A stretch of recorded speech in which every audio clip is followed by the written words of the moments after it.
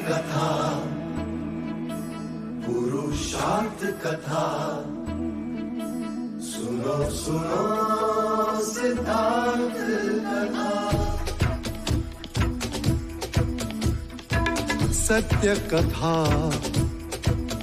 पुरुषार्थ कथा, सुनो सुनो सिद्धार्थ कथा। चढ़ते सूरज सा तेजवान वो कीर्तिमान, हुंकार भरे जब कूच करे, थर थर कांपे आसमान।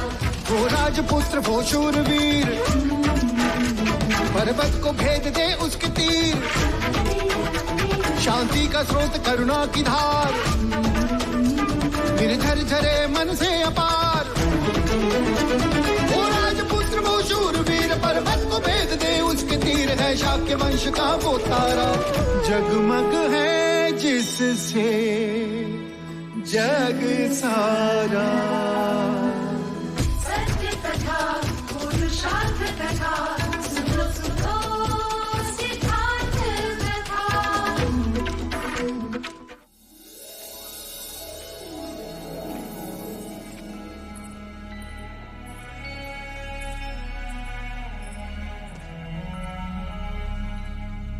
पुत्र जन्म तो हो गया, महादेवी कहां जा रही इस समय? भाई महाराज, बधाई हो भाई महाराज। ये देखिए मगध नरेश का संदेश। युवराज सिद्धार्थ के पुत्र राहुल शुभ शगुन लेकर आए। मगध नरेश ने हमारी भेजी हुई मंत्रणा की प्रार्थना स्वीकार कर ली है और मंत्रणा के लिए आमंत्रित भी किया है। और ये लिखा है कि वो इस बात से अति प्रसन्न है कि शाक्यों की ओर से मंत्रणा करने स्वयं युवराज सिद्धार्थ आ रहे हैं। बस अनुज, एक बार मगध से संधि हो जाने दो, फिर देखता हूं कि प्रसन्नजीत कैसे हमारे और आंख उठाकर देखता है। शाक्यों के सारे विरोधी नामशेष रह जाएंगे। अनुज, शीघ्र से शीघ्र युवराज के मगध जाने का प्रबंध करो। अवश्य भाई महाराज। नहीं बांदुल, ये असंभव है। मगध नरेश ऐसा निर्णय नहीं ले सकते। संधि हमारे और हमारे शत्रु से मंत्रणा, नहीं नहीं, वो ऐसा नहीं कर सकते। तुम अवश्य कहीं चुके हो बांदुल। क्षमा करें महाराज, पर उन्होंने स्वयं युवराज सिद्धार्थ को मंत्रणा के लिए आमंत्रित किया। युवराज सिद्धार्थ को? जी महाराज, और उनकी मित्रता तो आपने सिद्धार्थ के विवाह में देखी ली है। और वैसे भी महाराज बिंबिसार हमारी तुलना में शाक्यों से अधिक प्रभावित है। अर्थात हमें इस मंत्रणा को रोकना होगा बांदुल। जी महाराज। तुम आज ही मगध के लिए प्रस्थान करो। लोगों में यह समाचार फैलाओ कि तुम हमारी बहन भैदई के लिए कुछ भेंट लेकर मगध जा रहे हो और लौटते समय मगध और कपिल वस्तु के मार्ग पे पड़ाव डालोगे और सिद्धार्थ के मगध पहुंचने से पहले ही तुम उसे मृत्यु के घाट उतार दोगे। हम कहेंगे कि मगध वासियों ने अपराध किया है। अपराध मगध में होगा और मित्र शत्रु हो जाएंगे। हम यहां से कपिल वस्तु पर आक्रमण करेंगे, दूसरी ओर से तुम दोनों तरफ से कपिल वस्तु को घेर लेंगे, उध्वस्त कर देंगे। हाँ, बस ध्यान रहे सिद्धार्थ जीवित ना रहे। जी महाराज।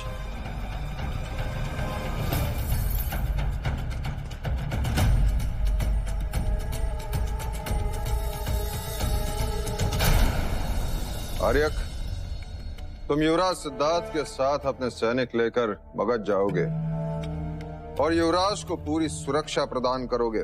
जी महाराज। उनकी सुरक्षा अर्थात हमारी सांसें महाराज। हमारे गुप्तचर पूरे मार्ग पर आंखें बिछाए बैठे, जरा भी संदेह होने पर वो हमें सूचना देंगे।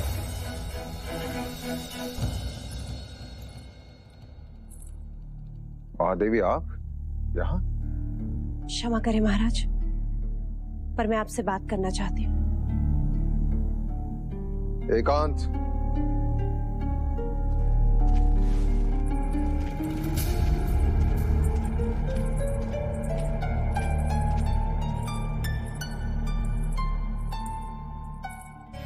ये क्या अनर्थ कर रहे हैं देव? कैसा अनर्थ देवी? मैंने सुना आप युवराज को मगध भेज रहे हैं। मैं नहीं भेज रहा हूँ देवी, उसके लिए आमंत्रण आया है। परंतु क्या ये अनर्थ नहीं कि जिसे कपिलवस्तु की सीमाओं के बाहर जाने की भी अनुमति नहीं दी आपने, आज उसे इतनी दूर मगध भेज रहे हैं? समय समय की बात है, तब मेरे मन मस्तिष्क पर केवल असित मुनि की भविष्यवाणी ही गूंजती थी कि सिद्धार्थ सन्यासी बनेगा। परंतु अब वो भय नहीं, सिद्धार्थ बड़े हो गए, एक क्षत्रिय के भांति शस्त्र और शास्त्र में परिपूर्ण है, अपना भला बुरा भली भांति समझते, विवाह कर चुके हैं और अब तो उनकी गोदी में पुत्र भी है। अब मैं निश्चिंत हूं कि वो संसार से विमुक्त हो ही नहीं सकते, मगर नरेश महाराज बिंबिसार उन्हें अपना मित्र मानते हैं। मंत्रणा का सुझाव स्वयं सिद्धार्थ का था, इसलिए मैंने उसे अनुमति दे दी। पर देव, चिंताओं को त्यागो महादेवी, और आज से ही तैयारियां प्रारंभ कर दो। मगध से लौटते ही मैं युवराज का राज्याभिषेक कर दूंगा और मुक्त हो जाऊंगा। मेरी बात को समझिए देव, यदि आप सिद्धार्थ का राज्याभिषेक करना चाहते हैं तो उसे मगध ना भेजें। मार्ग विकट है, राह में कुछ भी हो सकता है। कुछ नहीं होगा उसे, हमारा क्षत्रिय सैकड़ों पर भारी है, किंतु ग्रहमान उससे भी अधिक भारी। 40 दिन। युवराज के पुत्र को कुछ नहीं होगा महादेव। अपने मन और आंखों से कहो कि भय को निकल बाहर करो और इसी स्वप्न को दोहराएं जो हमने आज तक देखा। युवराज सिद्धार्थ को चक्रवर्ती सम्राट बनाने का स्वप्न। कैसे कहूं महाराज कि पिता से वियोग के ग्रहमान लेकर संतान पैदा हुई है। भय मुझे सिद्धार्थ के लिए है।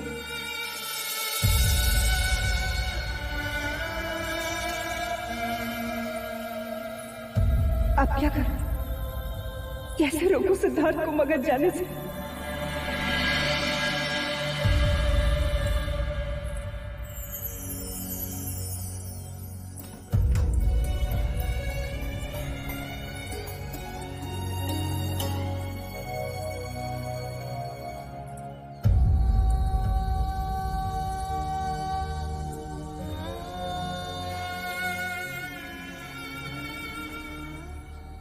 क्या बात है माँ, आप इतनी परेशान क्यों हैं? यशु, क्या तुम्हें सिद्धार्थ के मगध जाने की सूचना मिली? हाँ, कुछ देर पहले लौशिका ने बताया। महाराज बिंबिसार ने उन्हें आमंत्रित किया है। तुम्हें सिद्धार्थ को मगध जाने से रोकना होगा। पर क्यों माँ? महाराज और आप भी तो यही चाहते हैं कि युवराज सांसारिक बातों में, राजनीति में रुचि ले, और आज जब वो हम स्वयं आज भी वही चाहते हैं यशु,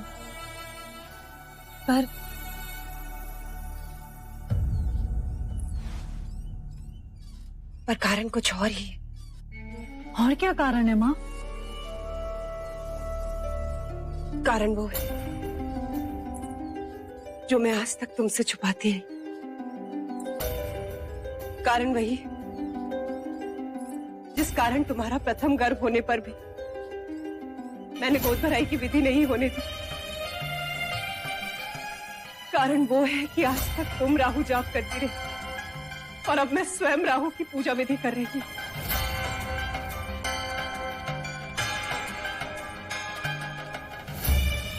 ग्रहमान भारी,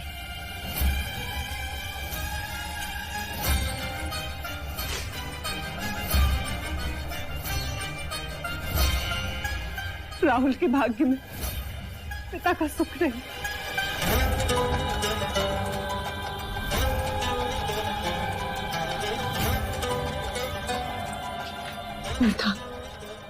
सिद्धार्थ की मृत्यु या सिद्धार्थ से वियोग।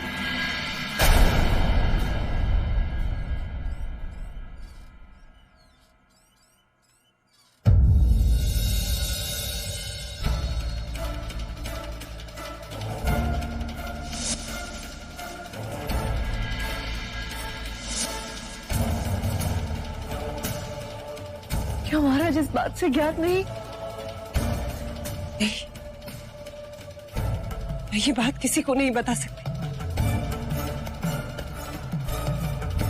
यदि भूल से भी महाराज तक ये बात पहुंच गई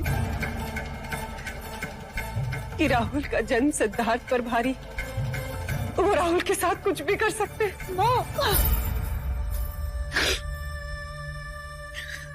यशो, तुम जानती हो कि महाराज सिद्धार्थ से बहुत प्रेम करते हैं। यशो, बस तुम ही हो जो सिद्धार्थ को मगध जाने से रोक सकती हो।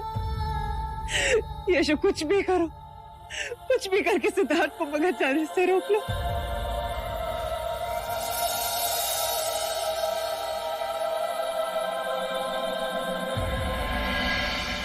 ओम राहवे नमः।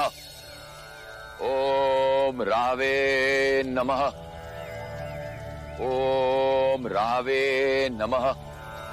ओम राहवे नमः। आप कुछ भी कर लीजिए कुलगुरु, युवराज सिद्धार्थ इन बलि प्रथाओं को नहीं मानते।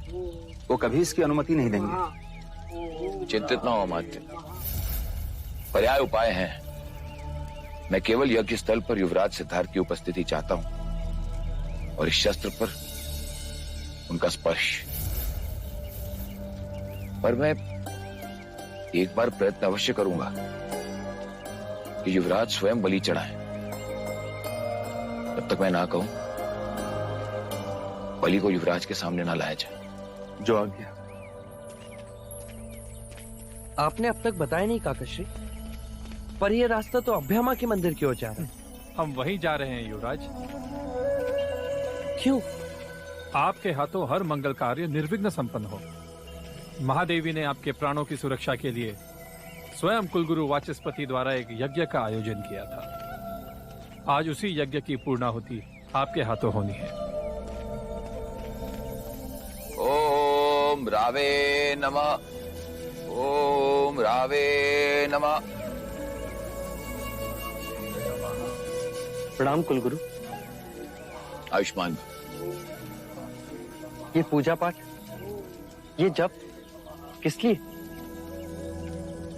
आपने एक प्रश्न पूछा, अब मैं आपसे एक प्रश्न पूछूं। जी। आप अपनी माता महादेवी प्रजापति से कितना स्नेह करते? अपने प्राणों से भी अधिक। यूं समझ लीजिए कि यह यज्ञ उनकी खुशी के लिए। आप मन में बिना किसी संदेह के ये विधि संपन्न कीजिए।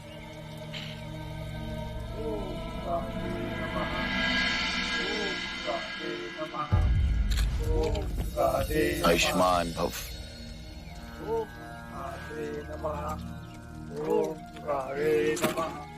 विजयी भव। युवराज, अब इस आहुति को यज्ञ में डालिए। ओम रावे नमः। ओम राहवे नमः। ओम राहवे नमः। ओम राहवे नमः। ओम राहवे नमः। ओम राहवे नमः। युवराज, ओम रावे नमः। इसे स्पर्श कीजिए।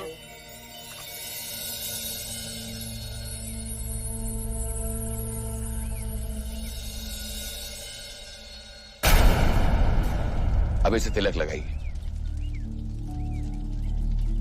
वो किस लिए? जो शस्त्र सुरक्षा करे उसकी पूजा भी तो करनी चाहिए।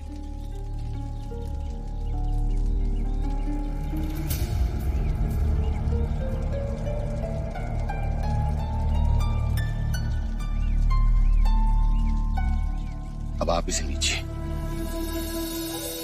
हवन कुंड के 5 फेरे लीजिए और बाहर आइए।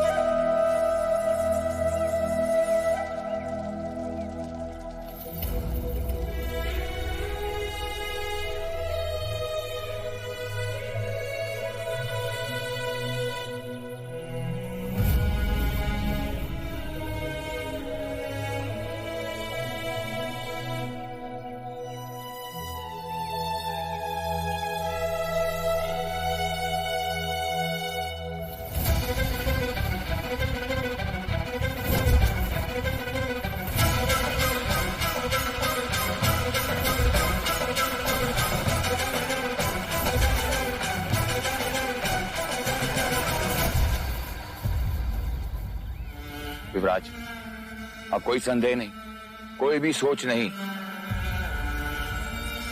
ये यज्ञ आपकी प्रजा के लिए, आपकी माता की खुशी के लिए है। ये यज्ञ कपिल वस्तु के भावी सम्राट के लिए है। ये यज्ञ आपकी कुंडली में पड़े पापी ग्रहों के लिए है, जो आपके प्राणों की बलि चाहते हैं।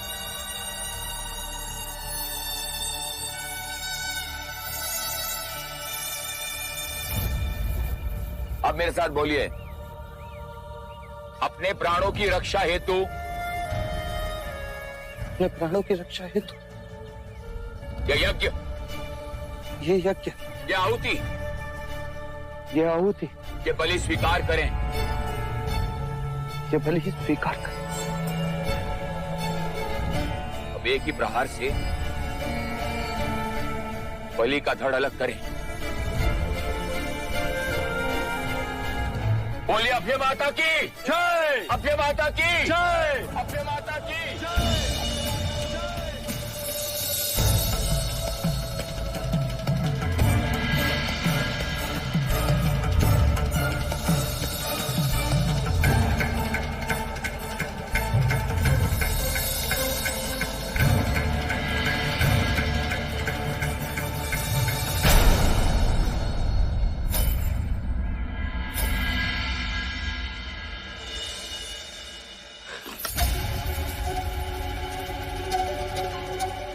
ये आपने क्या किया युवराज? ये आप मुझसे क्या करा रहे हैं कुलगुरु?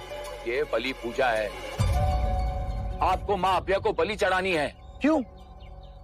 किस लिए? इस बलि के बाद आपके सारे संकट समाप्त हो जाएंगे।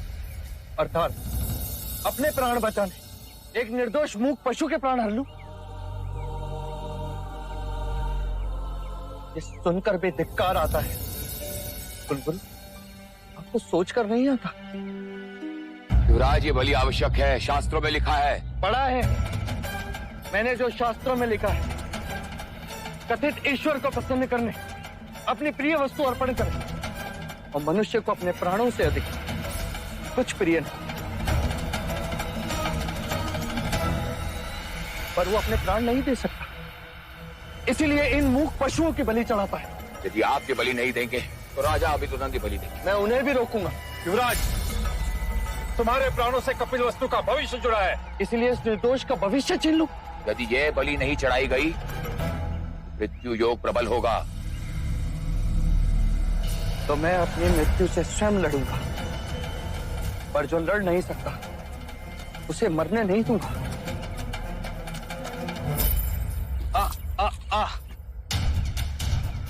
एक प्रश्न आपने किया था, अब एक प्रश्न मैं आपसे करता हूं। कपिल वस्तु से कितना स्नेह करते हैं आप? अपने प्राणों से भी अधिक। कपिल वस्तु को मेरी आवश्यकता है, मेरे लिए एक बलि की आवश्यकता है, तो आप स्वयं अपनी बलि दीजिए कुलगुरु।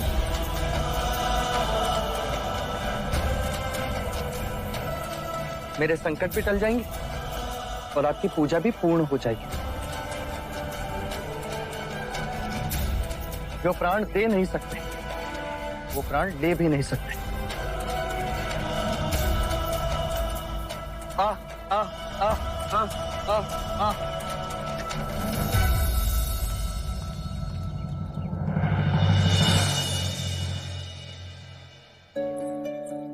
देवी, ये फूल खास राहुल के लिए है।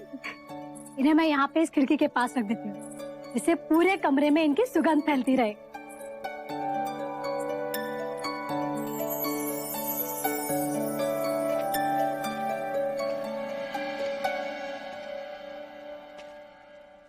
राहुल के आने के पश्चात ये कमरा जैसे महकने लगा है खूब। इसे भी मेरी तरह फूलों की महक बहुत पसंद है। लोशिका खास राहुल के लिए वाटिका से चुनकर फूल लाती है।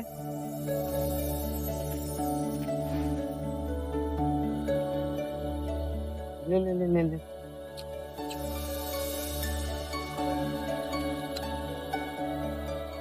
आज आप बहुत प्रसन्न दिखाई दे रहे हैं। हाँ, आज मैं बहुत खुश हूँ। क्योंकि आज मैंने एक पशु के प्राण बचाए। वो कैसे?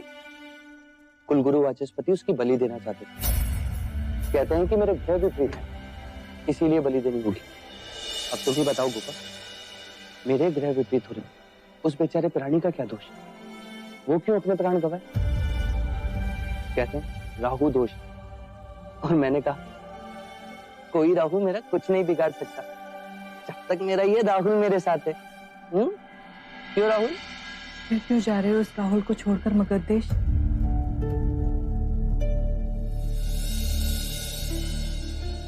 तुमने कैसे जाना? तुम तो इस कक्ष के बाहर निकलती नहीं। पर मेरी दृष्टि हमेशा आप पर रहती है। फिर तो तुम इस बात से भी ज्ञात होगी कि क्यों जा रहा हूं। क्या आपकी जगह कोई और नहीं जा सकता? इस समय मुझे और राहुल को आपकी बहुत आवश्यकता है। कुछ ही दिनों की तो बात है कुबा। अर्थात आपके लिए मगध जाना हम दोनों से भी अधिक महत्वपूर्ण है। मगध जाने से कपिलवस्तु सुरक्षित रहेगा, मगध से व्यापार बढ़ेगा तो लोग सुखी होंगे। मेरा जाना मेरे लिए नहीं, लोक कल्याण के हेतु है। पीड़ा हुई सुनकर हम दोनों की तुलना में लोक कल्याण अधिक आवश्यक है। गोपा,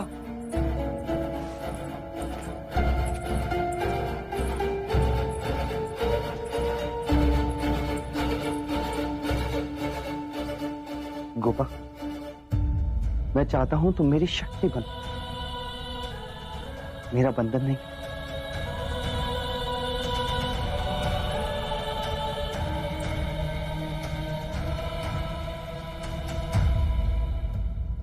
मैं तो केवल आपकी सुरक्षा चाहती हूँ। आज में अगर आपको कुछ नहीं होगा मुझे गोपा। यदि मनुष्य को अपनी शक्ति पर विश्वास हो तो कोई ग्रह उसका कुछ नहीं बिगाड़ सकते। देखो, प्रकृति ने मेरा रास्ता फूलों से भर दिया। अब तुम भी मुझे हंसकर विदा करो।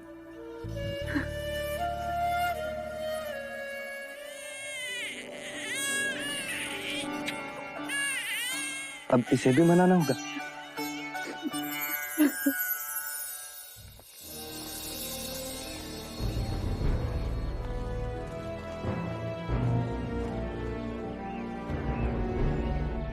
यशस्वी भव। तुम्हारी मगध यात्रा सफल हो पुत्र। सफलता मिलेगी या नहीं ये मैं नहीं जानता पिताजी, परंतु इतना अवश्य कह सकता हूं कि मेरे प्रयत्नों में कोई कमी नहीं होगी।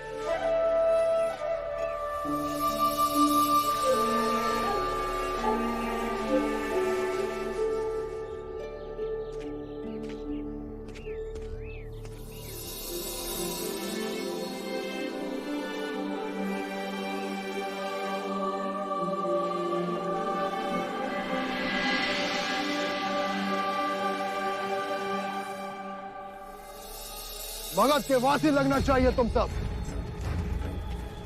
ऐसा स्वंग रचो कि कोई पहचान ना पाए।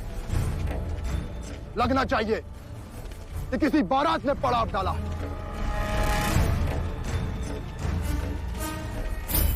कहो, क्या समाचार लाए? दूर दूर तक कोई मनुष्य दृष्टि में नहीं आता।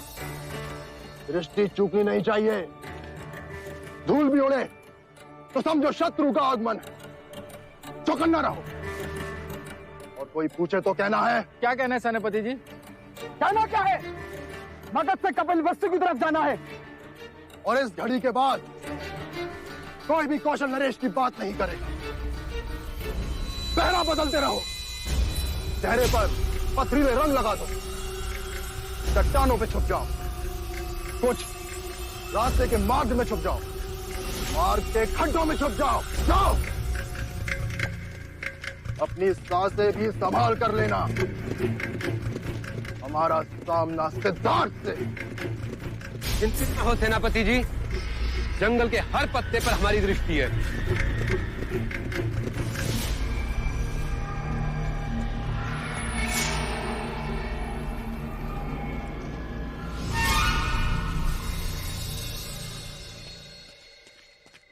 युवराज की जय हो। कौशल्य, क्या आगे मार्ग भय रहित है? नहीं महाराज, आगे कौशल नरेश प्रसन्नजीत के सेनापति बांदुल ने अपने सैनिकों के साथ पड़ाव डाला है और प्रतीत होता है कि युवराज सिद्धार्थ के लिए वो घात बिछाए बैठे हैं।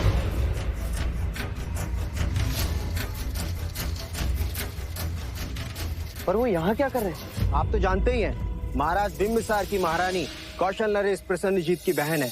उन्हीं के नाम कुछ भेंट लेकर आए थे, अब लौट रहे हैं। अर्थात भेंट तो एक बहाना था इस रास्ते पर पहुंचने का और हमारा रास्ता रोकने का।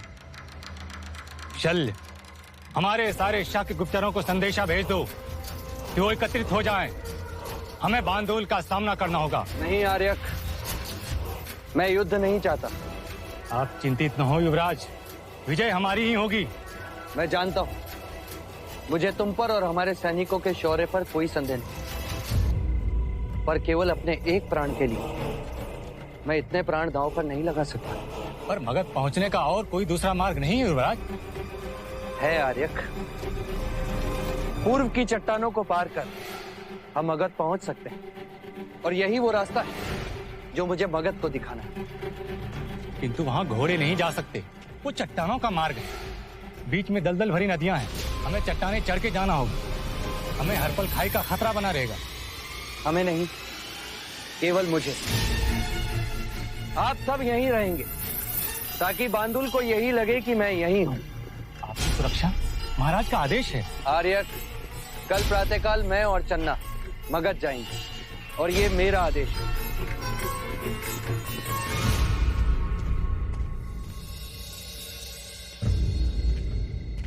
महाराज की जय हो। क्या समाचार है मगध से? मोर्चे संभाल लिए गए महाराज, जाल बिछाया है, बस आखेट की प्रतीक्षा करते हैं। संदेश भेजो कि हील चाल गुप्त रहे, मगध नरेश तक ये बात ना पहुंचे। जी महाराज।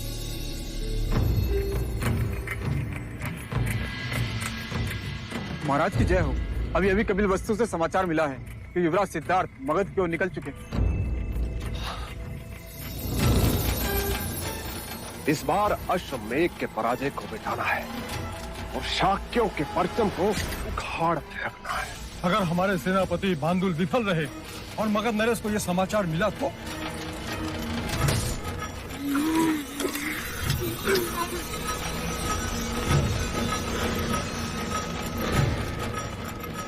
अब जो हमारी विजय पर संदेह करेगा उसे देह दान करना होगा।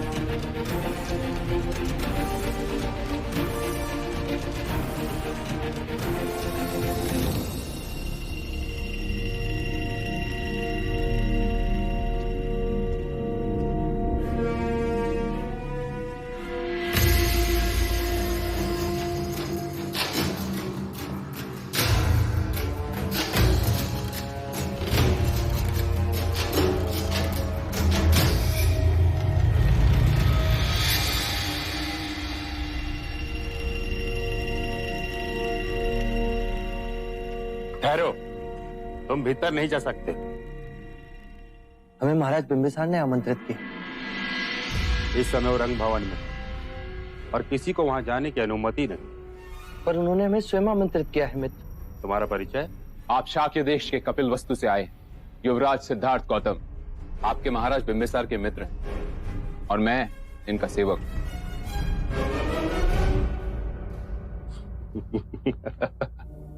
युवराज, और आप, हम कैसे मान लें? कहिए, क्या प्रमाण दें हम आपको? क्या तुम्हारे पास आमंत्रण पत्र है नहीं, इस समय तो नहीं। तो क्या तुम्हारे पास अपने राज की कोई मोहर है? नहीं, इस समय तो वो भी नहीं। तो फिर महाराज से मिलना भी नहीं हो सकता। हाँ, पर मेरे पास उनकी मित्रता की मोहर अवश्य है। ये मगध नरेश से मेरी मित्रता का प्रतीक है, देखते ही पहचानने की।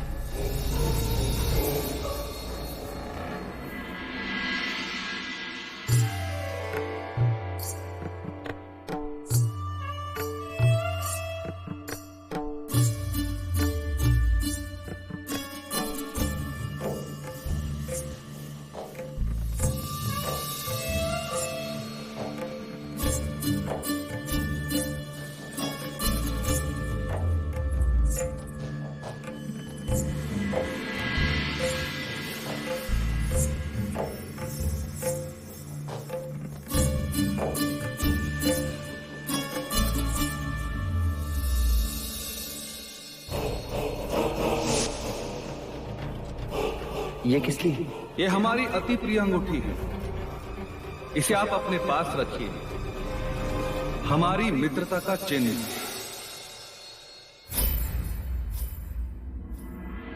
युवराज सिद्धार्थ आए हैं।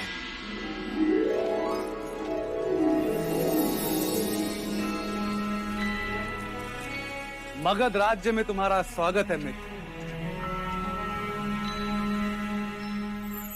क्षमा करना, मेरे द्वारपाल ने आपको पहचाना नहीं। इसमें इनका कोई दोष नहीं। हमारी दशा ही ऐसी कि दर्पण भी पहचानने से मुख मोड़। महाराज शुद्धोदन और कपिल वस्तु दोनों कुशल तो है? जी महाराज।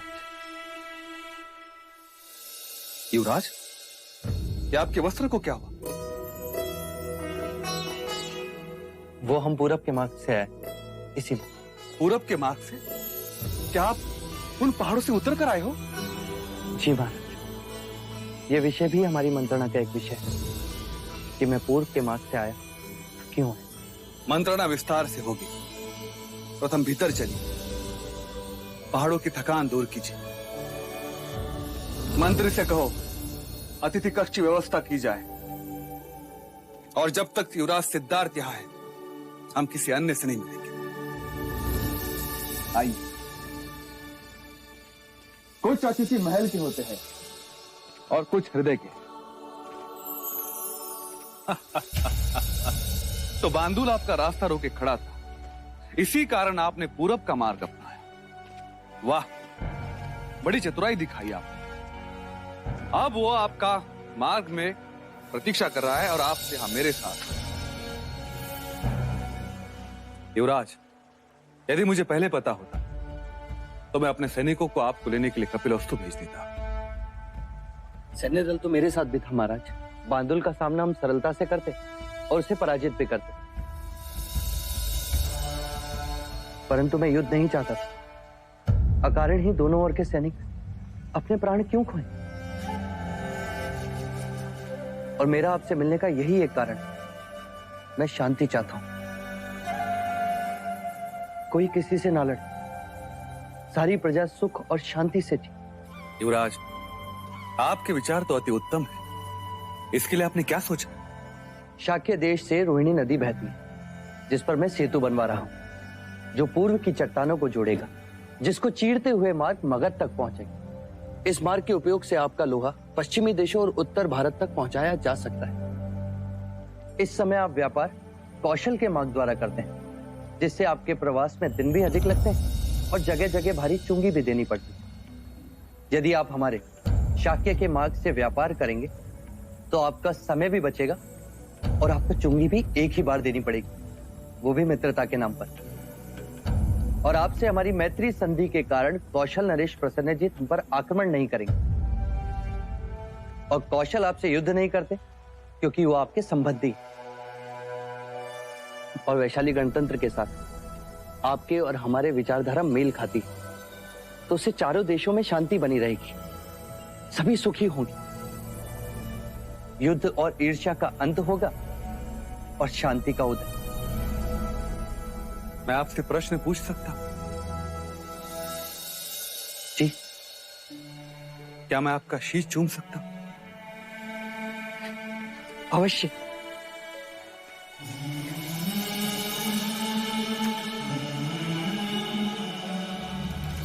आपके विचार सम्माननीय हैं। आप सच कहते हो, युद्ध से कुछ प्राप्त नहीं होता। मैं मगध नरेश बिंबिसार आज से आपके साथ वचनबद्ध हूं सिद्धार्थ।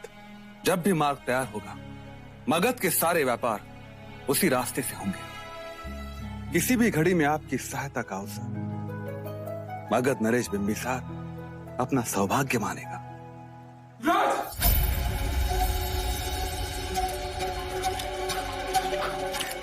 मगध नरेश और युवराज की जय हो। क्या हुआ रेख? युवराज, कौशल नरेश प्रसन्नजीत ने कपिल वस्तु पर आक्रमण कर दिया है।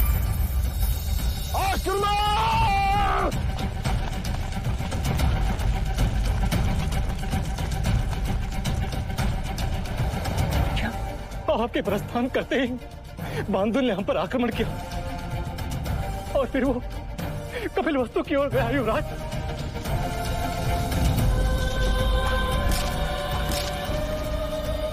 अर्थात आक्रमण दो ओर से हुआ है। एक ओर से प्रसन्नजीत, दूसरी ओर से बांदुल।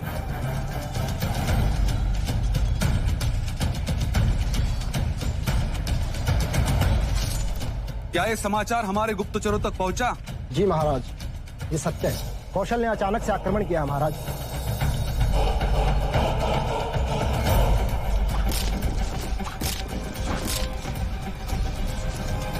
युवराज, आप चिंता न करें। सेनापति अंगद से कहो कि सेना को तैयार करें। कूच आज ही होगी। मंत्री चरण को कहो कि हमारे तरफ से प्रसन्नजीत को संदेश भेजा जाए कि इस अनर्थ को रोक दे और इसी समय युद्ध विराम की घोषणा करें, अन्यथा मगध के साथ मित्रता भूल जाए। जी महाराज। मुझे आज्ञा दे महाराज, मेरा कपिल वस्तु पहुंचना अत्यंत आवश्यक है। युवराज, आप प्रस्थान करें। हमारे कुछ सैनिक आपके साथ हैं। आपके पैरों के चिन्ह के साथ ही वो आगे कूच करें। मगध आपके साथ है युवराज।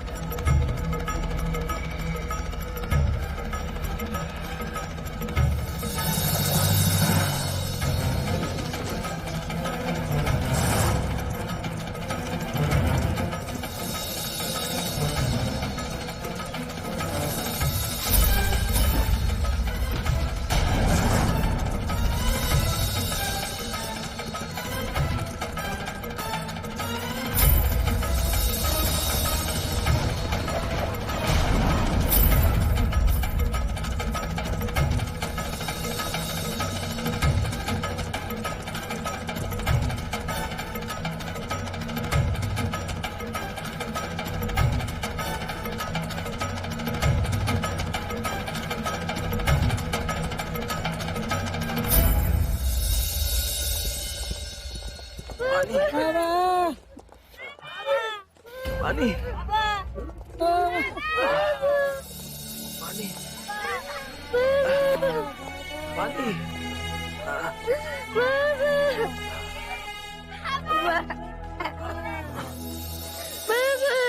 पानी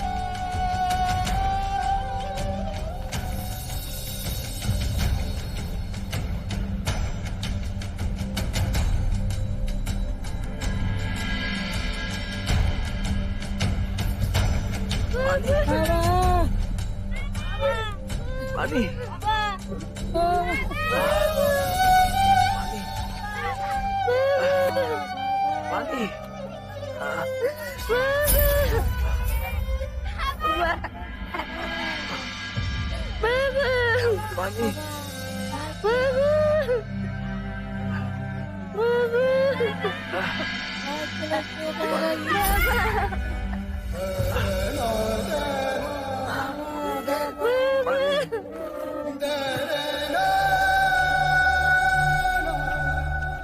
युवराज आ गया, युवराज आ गया।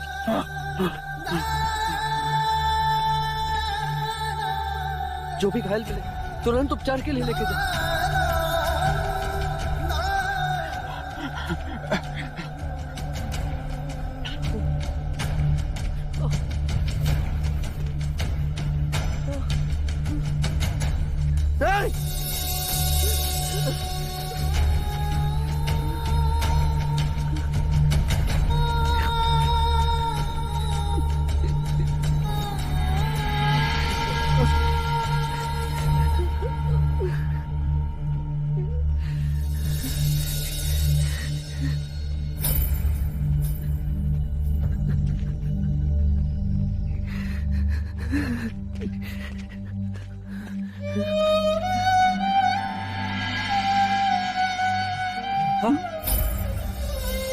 पानी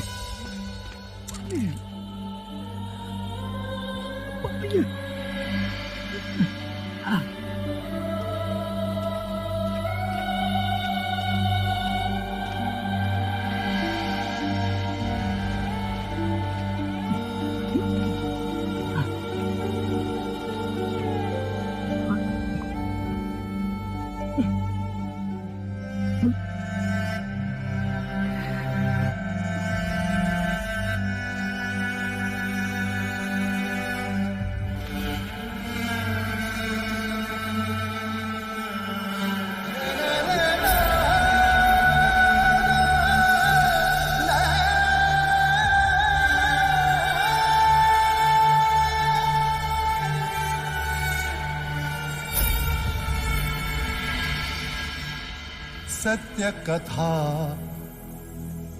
पुरुषार्थ कथा सुनो सुनो सिद्धार्थ कथा।